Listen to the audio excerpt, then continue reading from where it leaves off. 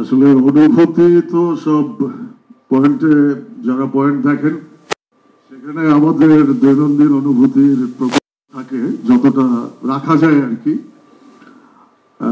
এছাড়া আসলে আমার অনুভূতি বলতে গেলে আমি তো সবকিছুতেই একটু অনিয়মিত।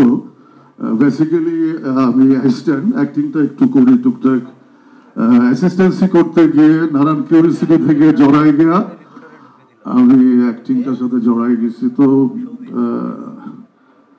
ব্যাচেলর পয়েন্টের প্রথম সিজনেই আমার আসলে পয়েন্টে ঢোকার একটা পরিস্থিতি তৈরি হয়েছিল।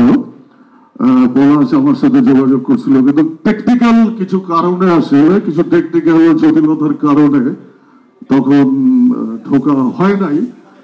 কিন্তু যেহেতু একবার প্রসেস হয়ে গেছে, আমি 2 নম্বর সিজন থেকে ব্যাচেলর পয়েন্টে আসি। তো সেকেন্ড সিজন থেকে ঢোকার, ব্যাচেলর পয়েন্টে ঢোকার সময় থেকেই ব্যাচেলর পয়েন্ট আমার কাছে একটা উৎসবের মতো আমার। এবং ব্যাচেলর পয়েন্টের প্রত্যেকটা ধরেন শুটিং ডে হোক, তারপরে অন্যান্য যে কোনো রকম কমিউনিকেশন হোক, তো আমি একটু অসামাজিক টাইপের মানুষ, পজিটিভলি অসামাজিক। তো ব্যাচেলর পয়েন্টে জড়ানোর সাথে সাথে এই উৎসবটা আমার জন্য একটা অনেক, উৎসব মানেই তো আনন্দের ব্যাপার।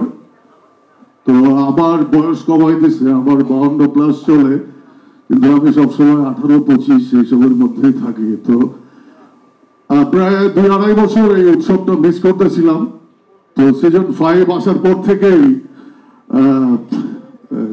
আমার উৎসবের প্রস্তুতিটা আবার শুরু হয়ে গেছে। আমি এনজয় করতেছি আর কি।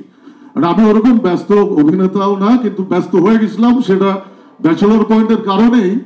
কিন্তু সিজন 5 আসার পর থেকে, 5-এর প্রস্তুতি হওয়ার পর থেকে আমি আসলে অন্যান্য অনেক শুটিং, আমি আমার ব্যক্তিগত কারণে, আমার ব্যক্তিগত ইনভলভমেন্টের প্রক্রিয়ার কারণে বা চেষ্টার কারণে আমি একটু বিনীতভাবে সবার থেকে একটু দূরে আসি। তো আমার উৎসব চালু আছে। তো আপনারা যারা এখানে আমাদের বন্ধু বান্ধব জেনারেশন পরম্পরায় যারা সাংবাদিক ভাইয়েরা আছেন, বোনেরা আছেন, বা বোনেরা নাই দূরে আছেন, সো সবাইকে এখানে যারা আসছেন সবাইকে শুভেচ্ছা। এবং কি সামাজিকভাবে আমি আর কিছু বলতে পারছি না। আমি উৎসব উদযাপন করি, আপনারাও আমাদের উৎসবের শরীক। তো ধন্যবাদ সবাইকে। খবরের কাগজ, নিখাদ, নির্ভীক, নিরপেক্ষ।